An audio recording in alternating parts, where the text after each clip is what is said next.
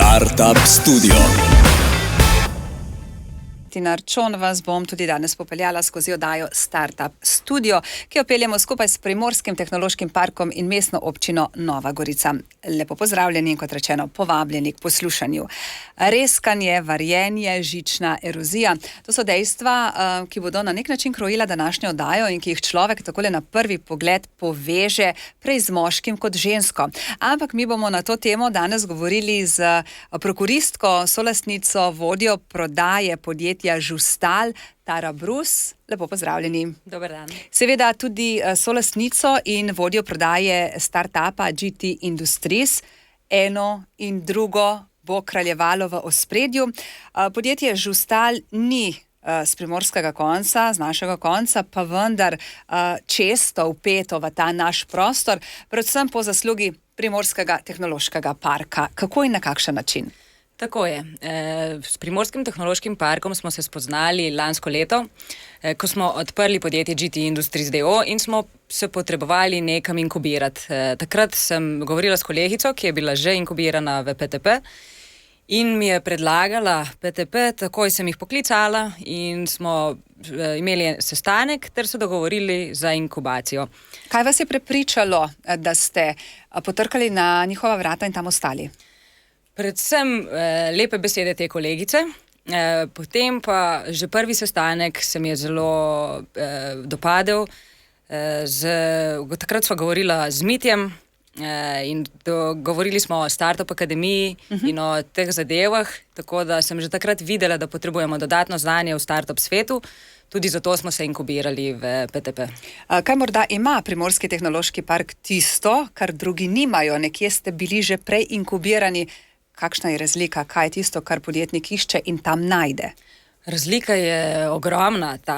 Primorski tehnološki park se res posveti podjetju, se posveti startupu in poskušajo dobiti pravo predavanje, pravo znanje za nas, za vsako podjetje posebej. Tako da jaz sem navdušena nad Primorskim tehnološkim parkom. Ste mentorja. Koliko dejansko mentor pomaga na poslovni poti podjetniku? Mislim, da zelo. Predvsem ti da različne opcije, kako poslovati, kako vstopiti na trg, kako narediti promocijo in potem se pa sam odločiš, kaj je bolj zate primerno. Bili ste udeleženka Startup Akademije, ki vam je pri poslu doprinesla kaj? Predvsem znanje in pa veze glede promocije produkta, glede prodaje, glede tudi razvoja produkta. Tako da smo po Startup Akademiji že začeli na polno delati na prodaji produkta in že letos vstopili na trg. Se pravi, 2 leti Startup GT Industries, ampak veliko več, 30 let, podjetje Žustal, ki ga tudi na nek način vodite in ki je verjetno vaše primarno. Tako je, zaenkrat je Žustal še vedno primarno podjetje, ki tudi zahteva precej časa. Tam sem vodja prodaje in skrbnik ključnih strank. Podjetje obstaja že skoraj 30 let, bilo je od mojega očeta, sedaj je od naju z bratom, ampak v bistvu tudi Žustal je nekaj posebnega. Delujemo na trgu znanstvene industrije, na trgu vesoljske industrije, tako da smo tudi na Žustal kar ponosni. Konkretno s čim se ukvarja podjetje Žustal? Ukvarjamo se s CNC obdelavo kovin in varjenjem, imamo tudi žično erozijo, v glavnem smo v strojni industriji. Kako lahko ena taka lušna gospa se ukvarja s CNC obdelavo?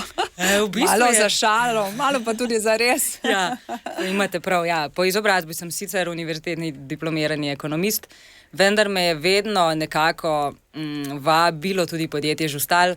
Oče ga je začel, ko sem bila stara 6 let. Prvi na začetku je bil v naši delavnici, v naši hiši, tako da sem imela vsak dan vpogled v podjetje, vse kovine in tako naprej, tako da me je vedno potihem zanimalo to podjetje. Tara, je bila odločitev težka, da ste pravzaprav pristopili in postali del družinskega podjetja? Ne, niti ni bila težka. Kot sem že prej omenila, je to podjetje zraven mene že od mojega 6. leta, vedno sem hodila mimo delavnice, gledala v podjetje, tako da se mi zdi, da je bila odločitev povsem enostavno. No.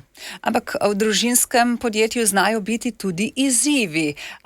Kako ste vi, bom rekla, to dali skozi, če so bili predvsem mlada prevzemnika, je oče hitro spustil vajeti iz rok? Tako je. Mislim, da naše podjetje niti ni imelo toliko izzivov kot ponavadi. Oče je hitro spustil vajeti iz rok in nama popolnoma zaupal, tako da sva lahko sama gradila svojo zgodbo v tem podjetju in mislim, da je prav to glavno, da lahko podjetje raste in je uspešno.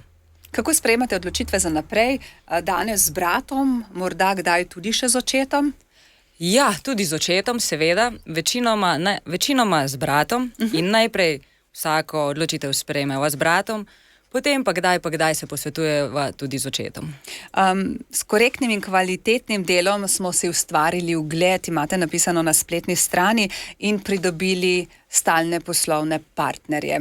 Kako zelo pomembno je tudi v tej branži imeti stalne partnerje? Mislim, da je to zelo pomembno. S partnerji, ki sodelujemo že več let, smo navajeni dela, navajeni smo eden na drugega in tako dalje.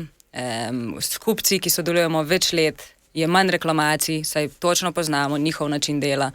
Z dobavitelji je tudi manj reklamacij in nam večkrat lahko naredijo uslugo, nam prej pripeljejo material in tako dalje. Tako da mislim, da je sodelovanje na dolgi rok zelo pomembno.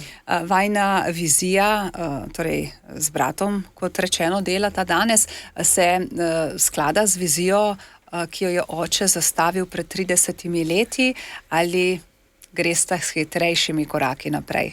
Mislim, da se kar sklada. Sicer oče ni nikoli sanjal o znanstveni in vesoljski industriji, v katero smo midva kar hitro vstopila. Drugače pa se kar sklada z njegovimi vizijami. Dobila sem članek, ko ste prisustvovali sicer nekaj let nazaj, pa vendar Evropskemu centru za jedrske raziskave in tipali, rečeva lahko, trg. Ne samo slovenski, ampak predvsem tujina je tista, ki je mikavna. Kaj pomenijo za vas take udeležbe? Bili ste v Ženevi na konferenci, ki je odprla marsikatera vrata. Tako je, tudi nam je ta konferenca odprla vrata. Že prej smo sodelovali z znanstveno industrijo, ampak ne s CERN-om. Tako da ta konferenca nam je odprla vrata v CERN. Od takrat naprej zelo dobro sodelujemo z njimi in bi lahko rekla, da smo že dolgoletni partnerji. Tako da sva zelo zadovoljna s to konferenco, ki jo je organizirala Gospodarska zbornica Slovenije. Tam sva navezala stike z nabavniki v CERN-u in od takrat naprej imamo dobre posle z njimi. Sicer sodelujete veliko z GZS, bili ste tudi na okrogli mizi v Planici, ste dejali in predstavljali podjetje, predvsem pa verjetno način dela za to, da nekdo uspe. Tako je. Takrat sem predstavljala internacionalizacijo podjetja Žustal, se opravičujem, in sicer na okrogli mizi. Govorili smo predvsem, kako smo prodrli na tuje trge, kako smo prodrli na znanstveni in vesoljski trg in tako dalje. Kaj pa je ključno za to, da nekdo prodre na tuji trg? Ključno mislim, da je volja in pa delo, da vsakodnevno se lotiš, kar si zadal, kontaktiraš kupce, nove, stare in tako. In da tudi s tistimi kupci, ki že delaš, da delaš kvalitetno, ker veliko krat ne rabiš druge promocije, kot pa da se o tebi govori dobro. Zagotovo pripomore pogum, hoja po robu. Tako je, ja, seveda. Hoja po robu je kar nujna. Se pravi, raje naredite, kot vas razumem, en korak naprej kot enega nazaj. Tako je. Vedno se veselimo delati korake naprej, tudi če so kdaj precej veliki izzivi, vendar vsak izziv je naslednji dan manjši in vse se da. Pravzaprav je podjetje Žustal nastalo iz, podjetja, iz SP-ja, iz obrtniške dejavnosti ste prišli, v svet večjih podjetnikov. Tako je. Najprej oče začel z SP-jem, se pravi kot samostojni podjetnik. Leta 2010 pa smo odprli DOO, družbo z omejeno odgovornostjo, in počasi tudi višali prihodke, povečali število zaposlenih in tako dalje. Kar nekaj certifikatov imate, ki nakazujejo na vašo kakovost. Tako je, imamo certifikat kakovosti ISO 9001, Brez njega se skoraj že ne da več delati v znanstveni in vesoljski industriji. Potem imamo pa še polno certifikatov varilcev za razne materiale, od aluminija in konela, železa in tako naprej. Inoviranje je tisto, ki mu posvečate precej časa in verjetno tudi denarja. Tako je. Najprej je šlo v inoviranje zelo veliko časa, sedaj pa tudi denarja, ker se pač ukvarjamo s prodajo. Denar potrebuješ tudi za marketing, za prodajo, za vse skupaj. No. Kako se je konkretno zgodilo vse to pri vas, sosledje morda? Pri nas je naš član ekipe, Luka Ušeničnik, imel za zaključno nalogo v srednji šoli simulator dirkanja. Tako sta se z Gregom, mojim bratom oziroma vodja podjetja GT Industries, odločila, da bomo ta produkt razvili in ga dali na trg. Pred vsem tem smo pregledali konkurenco, pregledali trg in videli, da trg rabi nekaj takega, kot mi proizvajamo, neko tako rešitev. Se pravi, GT Industries je tisto, kar je nastalo, lahko rečemo, start-up s pomočjo Primorskega tehnološkega parka. Tako je, ja. Kateri napotki so bili tam najbolj koristni za to, da GT Industries živi zdaj že 2 leti, kaj ne? Tako je. Mislim, da je bilo zelo pomembno to, da so nas opominjali, naj pregledamo konkurenco, naj pregledamo trg, naj pregledamo, katero rešitev ljudje oziroma ciljni kupci rabijo na trgu. Tako da od tega smo dobili najboljše informacije. In kaj, bom rekla, najbolj koristnega ste vzeli na znanje, kar vam je pomagalo opozoriti nase v zelo kratkem času? V bistvu je bila to promocija prek socialnih omrežij. Tega smo se kar dobro lotili že lani.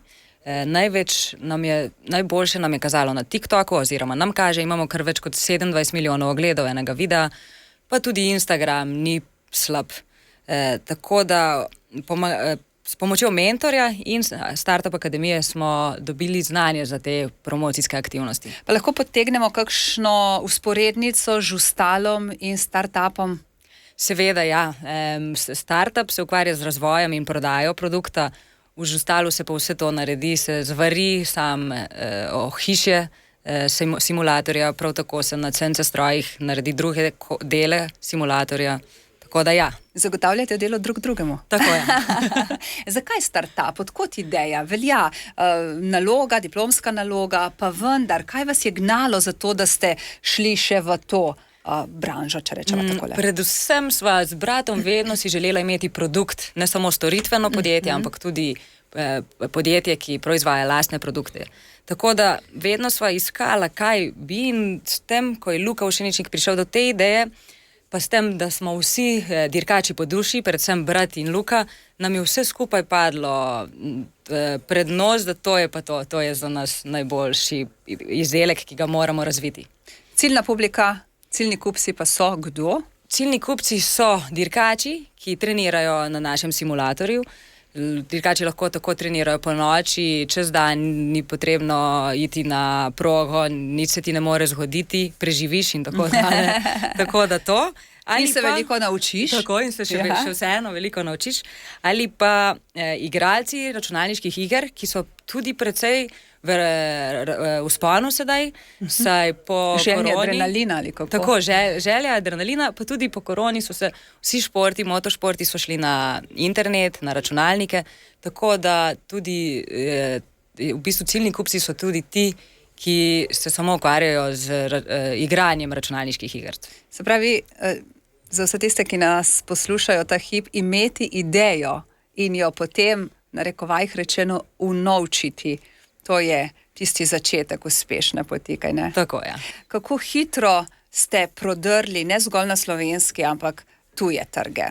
V bistvu smo s prodajo začeli letos, tako da smo tudi letos prodrli na tuje trge in prodali prve simulatorje. Bili ste v Združenih državah Amerike, v Las Vegasu, kjer je igra način življenja, gamblanje način življenja. 12 startupov se tja odpravilo, izkušnja? Izkušnja je bila neponovljiva, res dobra. Že med samim potovanjem smo se povezali s temi 11 drugimi startupi, prav tako pa smo imeli ogromno sestankov in predavanj glede, kako vstopiti na ameriški trg, kako se lotiti tega. ker ZDA je na konec koncev le naš največji in ciljni trg. Najbolj hvaležen. Tako je. In kako vstopiti na tuji trg, kaj so vam v tujini svetovali? Najprej, kje odpreti firmo v ZDA, potem kakšne so tam davčne ugodnosti ali neugodnosti in tako dalje. Spet je važna promocija in pa da tam na trgu vsi, da te vidijo, se pravi s pomočjo socialnih omrežij in tako naprej, da počasi pridobivaš potem ljudi in ciljne kupce. Ampak vse to so dobre odločitve, ki odpirajo vrata za naprej, predvsem pri tujih, bom rekla, poslovnih partnerjih. Ste prišli zadovoljni nazaj? Tako je. Ste odprli nekaj novih poslovnih priložnosti? Sem, predvsem tudi v bistvu nas je vodila Diana, ki nam je pomagala dobiti čim več poslovnih priložnosti tam. Tako da sem dobila nekaj dobrih kontaktov tudi za investitorje in sem nazaj prišla zelo zadovoljna. Je to prvi startup, ampak je to zadnji? Je prvi, mislim pa, da ni zadnji. Lahko izvemo kaj več? Imamo že ogromno idej. 3 ideje so v preizkušanju, ampak o tem kasneje. Se pravi, ni še zrelo za javnost. Ni še. Kaj vas žene pri snovanju teh, bom rekla, potencialno uspešnih zadev, startupov, poslov, razvoja? Žene nas to, da ugodimo, da naredimo rešitev kupcem, rešitev ciljnim kupcem in to na kakršen možen način, kar je bolje. Tako smo se lotili tudi simulatorja, tako da smo naredili bolj kvaliteten produkt za bolj ugodno ceno, da si lahko več kupcev to privošči. Več ljudi. Ampak to so vseeno, bom rekla, kar zahtevne odločitve, kaj ne? Ima dan dovolj ur? Ja, odločitve so kar zahtevne, dan pa nima dovolj ur, nažalost. Ampak se z ogromno prilagajanja se kar da. Se pravi, eno je snovanje, čeprav je ekipa, poleg drugo je spogledovanje s tujimi kupci oziroma potovanja v tujino, kar vzame veliko časa in verjetno je nujno tu, kot sva dejali, izobraževanje, širjenje obzorij. Tako je, vsakodnevno izobraževanje, vsak dan pridemo do novih izzivov, tako da se v bistvu izobražujemo že sami po sebi zaradi izzivov vsakodnevno. Prav tako je potovanj kar veliko, vendar uživam v potovanju, tako da tukaj ni problemov. In pa precej dela tudi pozno v večere, pozno v noč, pa tudi vikendi, če gremo na kakšno. Zadnjič smo bili na gorsko-hitrostni dirki v Ilirski Bistrici ali pa na kakšen drug dogodek, to je večinoma čez vikend. Ampak tam promoviramo naše simulatorje in tudi to je potrebno. Se pravi, zato da vsi tisti, ki sedejo za volan, vidijo možnost, kako se lahko še boljše izpopolnijo konec koncev. Ampak vseeno, Slovenija je majhna, slovenski trg je premajhen, kaj ne? Tako je, Slovenija nažalost ni ciljni trg, ker je premajhen in tudi kupna moč je nažalost premajhna. Če je neizkoriščenih priložnosti na trgu veliko, kaj opazujete vi, bodisi doma, bodisi, ko vas pot vodi v tujino? Ja, tako je. Mislim, da je trg ni izkoriščen še, tako da predvsem v simulatorjih ne. Saj, kot sem že prej rekla, je ta industrija v vzponu, vedno več ljudi igra igrice, vedno več ljudi se doma zabava s tem, da vozi simulatorje, pa ima mogoče doma samo en volan, čez čas pa bi kupil naš simulator, ki je bolj prestižen, lepše se sedi v njem, boljše je občutek vožnje, tako da je v tem poslu je kar precej neizkoriščenih možnosti. Te možnosti človek vidi na osnovi raziskav, na osnovi, bom rekla, neke analize trga. Ste verjeli v to zgodbo o uspehu? Ste bili kdaj v dvomih? Seveda si tudi v dvomih. Kakšne ponedeljke imam največkrat v mislih, ko so dvomi, o petkih je že bolje. Ampak ja, tako je. Dokler res ne pride do prve prodaje, je kar velikokrat dvom, tudi če je ogromno povpraševanje, še vedno ti rabiš prodajo, da se zaveš, da ja, tvoj produkt je tukaj, da rešuje probleme strank. In vi ste glavni pri prodaji in marketingu? Tako je. Kako vam uspeva? Kakšna je vaša čarobna palica? No, v bistvu se trudimo. Delati s srcem verjetno je prvi pogoj, ne? Tako je, ja. Delam to s srcem in zelo rada to delam. Potem imam tudi kar dobro ekipo študentov oziroma kolegov okoli sebe za promocijo in druge aktivnosti. Je pa treba tudi prodajo razviti. Tako kot se razvije produkt, se razvije prodajo. In tak produkt, ki ravno ni 10 evrov, ampak je precej dražji, za tak produkt je prodaja popolnoma drugačna od produkta za 20 evrov. Tako da jaz mislim, da še vedno razvijamo tudi ta del produkta. Kaj bi svetovali tistim, ki se podajajo na podjetniško pot, ko jim je najtežje? Na katero vprašanje naj si odgovorijo, na kaj naj pomislijo, kje dobiti tisto motivacijo za naprej? Jaz mislim, da se samo vprašaš, zakaj to delam, me to res veseli in mislim, da vsak, ki se s tem ukvarja in je res z dušo pri produktu, pri razvoju, ga sigurno to veseli in kadar imaš pač slabše dneve, mogoče takrat nehaš o tem razmišljati, greš ven, uživaš, greš s prijatelji na kavo, potem pa drug dan spet začneš in vidiš, da je le nekaj na tem, da je to tvoje veselje. Se pravi, prespati ni potrebno vedno sprejeti odločitve takoj, ali pač? Tako je. Mislim, da je bolje prespati marsikatero odločitev. Kaj vam je na vaši poti predvsem koristilo strani mentorja, mogoče, ki ste ga dobili v Startup Akademiji? Je koristilo, seveda nam je koristil tudi mentor, pa tudi Startup Akademija. Mislim, da najbolj to, kot sem že prej rekla, da nas je pripravila na pregled naše konkurence in tako, da smo lahko res dotično odločili, kje smo mi boljši, katero rešitev mi izboljšujemo in kako se pozicionirati s ceno, da nisi prepoceni, da nisi predrag in vse te stvari. Komu svetujete naj Startup Akademijo obišče? Morda je kdo v dilemi, ne bi, vendarle grejo popoldnevi, ki jih seveda investiraš, ampak mogoče v dani situaciji v trenutku ne vidiš tega tako. Jaz mislim, da je Startup Akademija super za vse tiste, ki imajo idejo. Ali pa mogoče še nimajo ideje, pa si jo želijo razviti. Da sploh vidijo, kaj je potrebno, kako se porodi ideja, čez kakšen cikel procesov moraš iti, da dobiš produkt ali pa aplikacijo, da dobiš nekaj, katero je potem mogoče prodati. Če bi kaj na svoji poslovni poti spremenili, bi to bilo? Niti ne vem.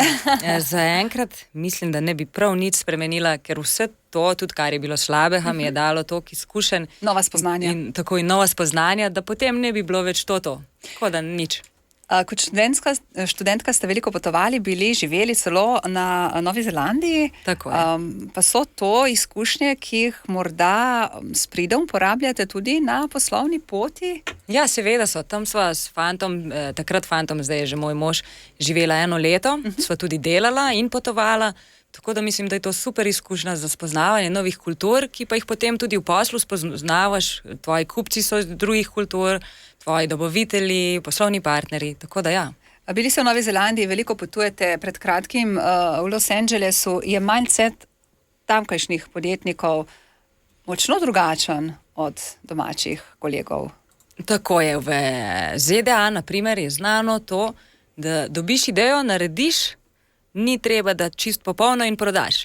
V Evropi pa je narediš idejo, narediš popoln produkt in potem začneš s prodajo. Tako da to je kar velika razlika. Se pravi, so bolj hitrih korakov, se pravi, lahko ideja uspe oziroma produkt uspe ali ne, ni tako pomembno kot pri nas, ki želimo, da če nekaj naredimo, pa si vendarle ne moremo privoščiti poloma. Tako je, ravno tako, kot ste rekla. Pa se potem iz teh, bom rekla, izkušenj od tujih kolegov kaj naučite, prenesete tudi v domače okolje, vam je morda zato lažje, tudi če kdaj ne gre čisto po načrtih? Ja, je, predvsem z razvojem, ker vsak produkt, tudi če je naš razvit do konca, še vedno bi pa lahko še kaj dodali in potem, ko razmišljaš po ameriško, si misliš, ne, to je treba spraviti na trg, potem pa bomo dodajali. Se sproti učiti, tudi tako. To je dopustno. Pravite, da je Startup Akademija nekaj, kar vas je veliko naučila in jo priporočate vsem, ki se podajajo in spogledujejo za novo izkušnjo na podjetniški poti. Pred vami so novi startupi.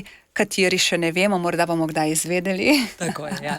Najdragocenejša izkušnja, morda iz Startup Akademije, morda iz vaše poslovne poti, vaših potovanj, konferenc, strokovnih srečanj, tujih poslovnih partnerjev, pa bi se glasila, kako bi nam jo zaupali. Mislim, da je vsak dan najboljša izkušnja, zato ker vsak dan se soočaš z izzivi, vsak dan se soočaš s super zadevami, ki si jih zelo vesel, z malo slabšimi zadevami in vse to te naredi dobrega v poslovnem svetu in v družini in sploh na splošno v življenju. In to je pravzaprav cilj, ki ga zasledujemo vsi, kaj ne? Tako je. Tara Brus, hvala, ker ste prišli, bili naša gostja in razkrili svojo poslovno pot poslušalkam in poslušalcem Radia Robin, od katerih se ta hip poslavljava. Hvala za obisk. Hvala. Srečno in uspešno naprej in še naprej tako prodorno.